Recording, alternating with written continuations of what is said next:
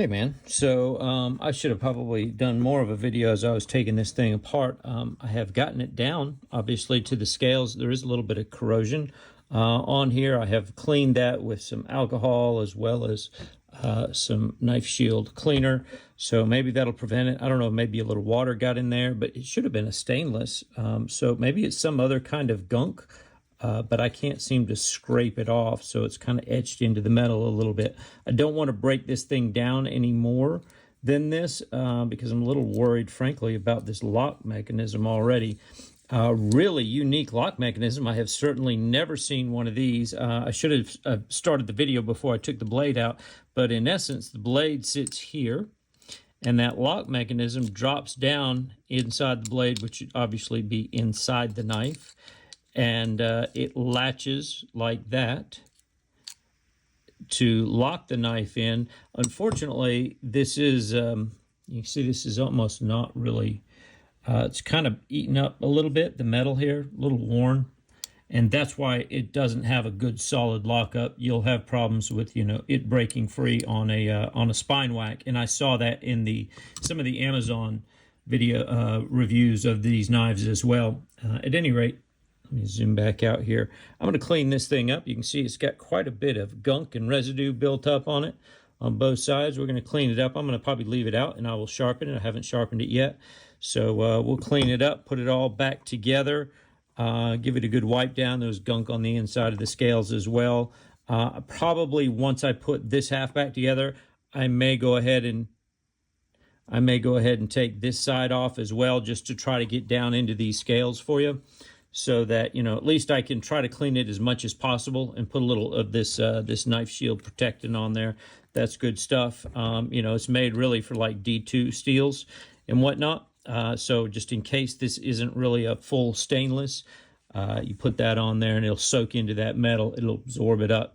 Try to reduce any more staining or corrosion on there. Little tiny bearings. These are definitely some of the smallest that I have ever seen. See if I can zoom in on these things. Looks like you have steel bearings here. Yep, just some steel bearings. I'm trying to see. I need to put my glasses on, I guess, if they're all okay. They look okay. You can actually buy skiffs for these if you wanted to. It'd be a bear to put them on, because what you're going to have to do is put those into those little pockets and then wedge the front of this knife open and get them to stay in there while you wedge the knife back inside the middle of that pocket there. So this will be a fun job to put back together, but we'll get her all cleaned up and sharpened up and put back together for you better than new. All right, I'll probably see you in just a minute. All right, I didn't realize this would come off. This scale would pop off really easily. It just needs to lift off from around there. Just want to show you, there's a fair amount of gunk buildup inside of here, but no worries. I'm going to get it all cleaned up and put back together for you. I was worried about the spring mechanism and how that's held together, and I see really it's almost part of this scale right here. This is a fascinating lock mechanism. I'm definitely going to have to do a little video on that, because I am indeed fascinated by it. All right, anyhow, just wanted to share a little bit more about this lock mechanism and how it worked. So you can see there's some kind of spring attached back there. This is the spring bar down along here. And I screwed this thumb stud back on. So what you do when you lift the thumb stud, you're lifting the lock out from that blade like that. The blade is normally locked in here, and then when you lift that up, it allows the blade to spin out on it. Very interesting. Never seen any lock like this.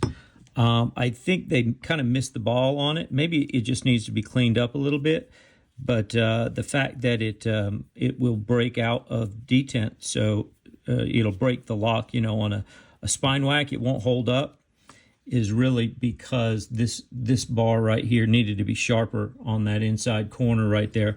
I think if they would have made the inside of this corner sharper, it would hold on to that blade better. But as it is, it's just a little too rounded, so that if you get it any real force, it will break out of there too easily. But fascinating, interesting new lock style. Anyhow, I'm going to get her cleaned up and get her back to you. Just one more thought while I'm at it here. I don't know if this will come through. This is a D-shaped pivot rod, I guess, pivot pin, but the hole is not D-shaped. You can see the hole. There's no D-shaped hole. It's just a perfectly round hole that pivot pin sticks into. So that's why it spins freely when you get it on here, which I just thought was interesting and worth pointing out. I'll try to keep that thing lined up just like that, so that Win Plus will be up the way I think it is supposed to be. So I've gotten most of the inside of this thing cleaned up now. Now we're going to see if we can put this baby back together.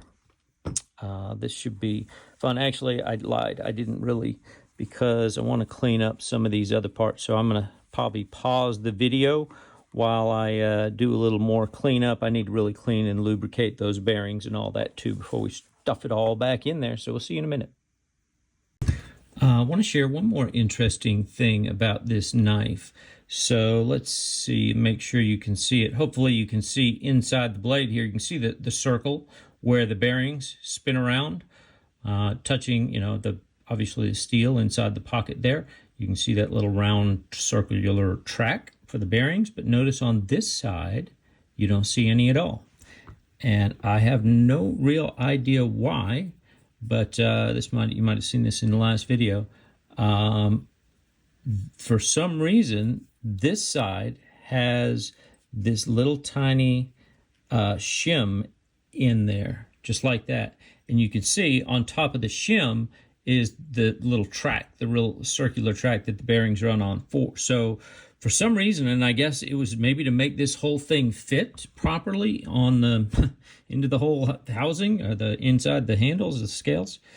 But just know that one side, and it's this side, you'll see it easily. You'll be able to identify it because the other side you can see where the bearings trace around the inside of that pocket, whereas on this side they don't trace around the inside of the pocket, but instead are on this little washer. That in focus. So just keep that in mind. If you ever take it apart and put it back together, it's worth noting that. That will go on the show side of the blade, the side that does not have the lettering here, right? The clean side, not the lettered side. It goes on the side without the lettering. Just wanted to point that out in case you run into that again yourself in the future. Hey, one more thing.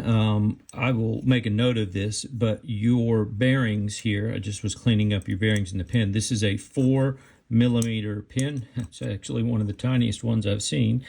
And the bearings themselves are probably 1mm. Yeah, they're 1mm. So you have 4mm by 1mm bearings, okay? So if you just, for some reason you want to replace these, I just cleaned them up. They cleaned up pretty good. I'll lubricate them up, put them back in here. You're probably good and probably never take this knife apart again. But just in case you did, I'll make a note. 4mm by 1mm is the size of your bearings in case you ever need to replace them. All right, just in case you want to see a nutcase putting your knife back together, this should be tricky. So I thought, hell, I'll make a video. You may need to know it. Just lubricate, and I already cleaned these up. I cleaned them up and made another video. Also know that there's this little tiny shim washer that goes on this side only of the blade. Again, I probably have already put that into this video. I'm just doing little video segments here. That goes on the show side of the blade. The other side, you can see it has the tracks in it, so it is made for the washer to go straight up on the blade tank. But for some reason on that side, that washer goes in between the blade and the bearings, and then the bearings go on the outside scale, open face out on the bearings there.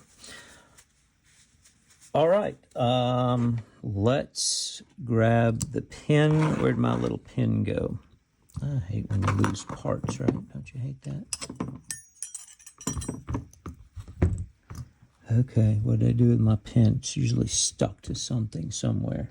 All right, let me find the pin here. Dang it, it was right underneath the blade of the knife, of course, right? All right, so what I need to do is get a little space so I can get my blade pin in there. That is a really weird spot to have a blade pin. I'm gonna put the blade this way. That may make it a little easier. Okay, parts check. Are we missing anything? Don't you hate putting it all back together when you forget you've lost some parts? At least nothing else. We gave it a good clean and lube job. All right, we're fitting nice back down on the pin and the pivot. All is good there. I think that's almost as tight. Nope, there we go. Get that locked back up on there. So far, so good here. That blade swings freely through there and then locks it in right there. You know what? I'm going to stop your video here so I can make another video showing how this action works. Okay, just final steps of putting it together. The trickiest part really is this stupid lock pin. It's not lock pin. It's, I guess, a stop pin right here that just wants to keep falling out of that spot. No big deal. Once you get the scales kind of set on the metal liners and everything kind of pushed into place like that, it all holds together nicely. No problems there. I'm going to slide the scale back in place, and now it's just really a matter of putting all the screws and whatnots back in there. You want to be super careful. Sorry, I'm off camera with this. Be real careful with these thumb studs. You're only getting a thread or two at best that you can put these into. I'll clean this thing up a little bit more before I put it back, but I just wanted to share that not many threads here, so be careful, I guess, not to over tighten it, that you may end up losing that bad boy. I may try to put a little bit of Loctite on it. Sorry, I keep going off camera. I'll put a little tiny bit of Loctite on there because there's no real reason to take these off again. Just the blue Loctite, not the red. And maybe that'll help hold it in there. But man, 1 or 2 threads is all you get here. So otherwise, I'm just going to screw the screws back in. You don't really probably care about watching me do that on a video. So we'll come back in a little bit. See ya. I will tell you that this one with this pin that goes to the kind of that lock mechanism spring, it does take 2 bits, 1 on each side. By the way, I do only use 𝗗𝗜𝗦𝗖𝗟𝗔𝗜𝗠𝗘𝗥 bits on these, so because these are all T6s, which makes it even more fun. So just letting you know that I'm trying to be very careful, and I have really very high, I got 𝗗𝗜𝗦𝗖𝗟𝗡 bits. I try to use only the best quality so it won't strip out the screws. So far I've been very lucky. Hopefully today that will not change. But there we go. And now let's see, is this side actually in tight? Feels good. Let me try this one here. Nice. Okay, solid. Very solid. I still need to finish putting in your pocket clip, the filler tab here, and I haven't sharpened it yet, but I at least got it all back together and working. So cleaned up a little bit, got new bearings with lubrication on it. This is weird, this bounce back right here. I get it, that's kind of like an axis lock will do, but this almost has reverse pressure. I felt like this was an assisted knife. When I first flipped it, I'm like, well, that feels like it's assisted. Like there's a little bit of spring pressure. Once you get it out of that tab, there really is. I mean, once you break it out of there, it's going to push it out. So it's semi-assisted, although I don't think it would qualify. So you have to really throw it back in there. But I'm guessing you know how to use this knife because it's yours. Anyhow, thought I would just share that bit with you about these, stupid screws that you have to get from both sides. But didn't strip anything. Just wanted to let you know that all is good. Got it tightened up. I'll put your pocket clip filler back in. We'll get to sharpening. All right, man, we're about to get doing some sharpening here. I just put some black Sharpie on the edge of the blade there. But this is a perfect example of how not to do a sharpening choil on this knife. So it's going to be impossible for me not to put a little bit of a smile, or I'll just, this very back edge here, it won't be able to sharpen it very, very well. You can see the plunge line on this grind goes all the way down to the edge of the blade. I actually think there might have already been a smile on it, but of course you can't see it right now because I covered it in black Sharpie. Anyhow, just letting you know that there's nothing we can do about that. I can just sharpen around it and, do the best I can.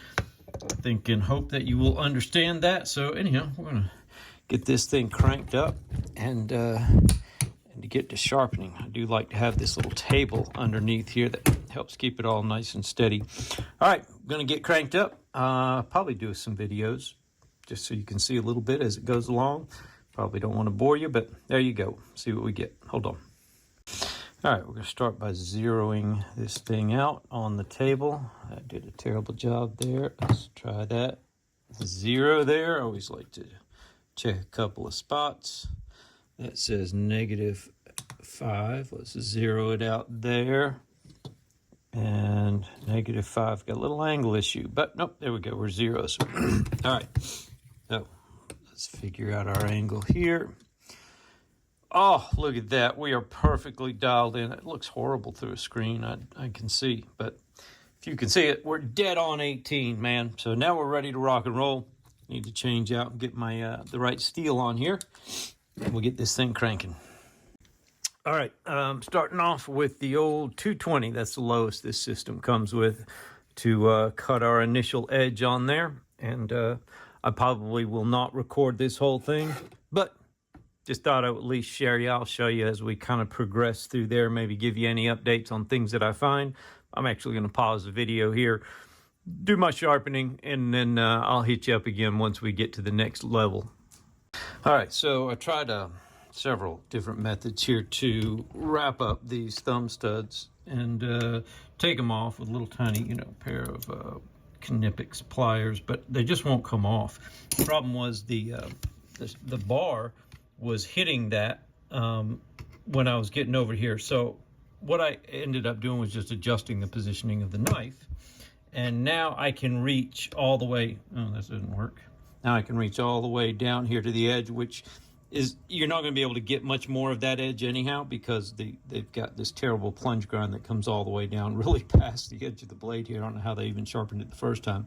So, but I've covered them up. I've wrapped up your thumb studs so we don't do any damage there with some tape. Got it on both sides. So we're going to start cutting away here. See how we do. See you in a minute. All right, man, just a quick update. This is some tough D2. That was a good long run with the 220 grit to reprofile this blade. Really tough steel. It's going to be almost impossible to get it tight back down here. We already talked about that in a previous video update put on here. This is just the way that plunge grind is going to get real thin back here. It'll be sharp, but you can't get much closer because it just gets wide as it goes down to that giant sloping plunge grind. I'm also seeing the very tip up here is similarly, I guess it's getting wider, thicker, a little thicker at the tip, which makes sense. So your plunge grind, so your grind line is going to be a little bit thinner up here. It'll still have the same 18 degree. It's just going to be a little bit thinner up there on the front. So anyhow, I'm now moving on finally to the 320. That was a good long bit of work on the old 220 for the first one. Now we're just knocking down burrs and smoothing it out. So we're going to keep on trucking. Just checking back in on this. Man, this is some very good D2 steel. I got to say, the edges are really crispy on this thing. So because of that, I'm taking it up to the 800, and then I'll obviously run the ceramic and we'll strop it up. But I want to give it, it's not going to be a polished blade by any means, but this thing is crispy. So I want to go ahead and give it the 800 on there. That's not too bad. Shouldn't cause you too much trouble there. I think you'll probably be happy. This is what I would do if it was my knife, and so I'm giving you what I would do for mine. Anyhow, almost done. It's taken a good while to get this thing reprofiled. This is definitely what I mean, it feels like some pretty good HRC D2. So keeping on trucking. We'll show you the final result in just a minute. We'll do some stropping. All right, sorry for the wobbly camera action here, but I want you to see that, what's hanging off the edge of that blade there. That's the only one. I've cleaned them all off. That's actually the burr. That is not a hair. That is how crispy these burrs are. That's the steel edge burr. I haven't obviously stropped it. I'm still hooked up to the sharpener, but that's after honing it pretty well with the ceramic rod here. That's how crispy these edges are. That's what I was saying. Obviously, I need to give it a good stropping, But man, that is, I don't see that very often when I'm sharpening. It's kind of interesting. Just thought I'd share that. All right, here we go. Final touches. So I actually just got a brand new strop. After my stropping video, several people recommended that I try some different types of diamond emulsions for my strops. So on the top brown side, I have 16 micron CBN diamond emulsion. On the bottom, I have 6 micron for that finishing touch. So we have not done any stropping yet. So I'm going to run it through the strop. Probably not going to make you watch me do this on video. You are welcome. Yeah. All right. Anyhow, you get the idea. So you're getting to test out my brand new strop. We're going to start with a 16 micron and go down to a 6 micron to finish that thing off. We'll see how good she comes out. All right, brother, here we go. Moment of truth. Got this baby all stropped up. By the way, just so you know, I did put some knife shield on here as well. Since it's a D2 blade, you let that stuff soak into the steel a little bit, and then you kind of wipe off the excess. And that should impregnate that D2 a little bit, make it a little more corrosion resistant. So we didn't end up with a mirror edge, certainly by any means. Let's zoom in a little bit on this thing. And I will say, because of this plunge grind, and I've been talking about this all day as I've been doing the video, you can see that the grind line is much thinner here back towards the tail. That's just because that's the way it gets widened out, and that, you know, those plates start tilting upwards when you get back there a little bit. And so you got to be careful not to grind it too thick on this side. Anyhow, for what it's worth, that's the same thing that I do on all of my knives, even my Spyderco. You can see it's much thinner back here than it is up here for that part of the grind. And then the tip is a little bit thinner as well. You know, I could have kept grinding away material all day long, but I didn't want to do that, and I'll show you in a second. This tip is slicey as hell. So we have a new 18-degree edge on this bad boy. Let's see, zoom back out. Let's see how she cuts. Let me move that out of the way. Oh, that's good, man. And even all the way to the tip there, that tip is fine and dandy.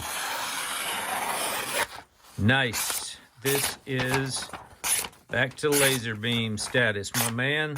You know, I'm sitting here working on your knife here all day and thinking about you. You're laid up in the hospital right now. This is the weekend. I don't know when I will actually get you this video or when you'll be able to watch it. But just know that, you know, I've been kind of thinking about you all day as I've been working on this knife, trying to get that gunk cleaned out. If you see any gunk on it, I also had to tape up. I don't know if you noticed during the sharpening. I don't know how much of the sharpening video will make it into this whole video for you, but I'd wrap some like thick, almost duct tape around there that left some residue. I did get some Goo Gone and tried to get it all off with Goo Gone, then use the knife shield and got the rest off. So hopefully we got it all cleaned up for you, but should be good to go again. Good as new, man, with a new fresh 18-degree edge on her. She's working good. I oiled it up, took it apart. Hopefully that'll be in the video too. You'll see from the beginning. Took it all apart, showed you the insides of it, cleaned it up a little bit, oiled up lubed up the bearings. That's what I'm trying to say. Tried to clean everything off for you. Even used a little Wicked Wax on the G10. Kind of restores that G10 nicely. Gets kind of back to fresh new factory status, and everything's working great on here. I was gonna change your lanyard out for you because I always give you hell about lanyards, but then what I realized is this is a wrist lanyard, so you've got this so that you can hold on to this knife without dropping it. That's why you have this lanyard like it is. So I didn't want to mess with your lanyard. If you noticed during the video, I did take it off, or just take this knot out, move it down here so I could get the scales off, you know, get everything taken apart. You'll see that in the video if you haven't already. Actually, now's the end of the video, so you saw that already, I'm guessing. It's weird how you make a bunch of different video segments and then you have to put them together and remember, crap, I've been doing this for, 2 hours now. I forgot what I did, back then. Anyhow, all good as new. You have a very unique knife with this. It is not an axis lock. I guess we'll call it the Win lock because it's the Win Plus knife, and I can't find it anywhere else other than Amazon or some other Chinese sites.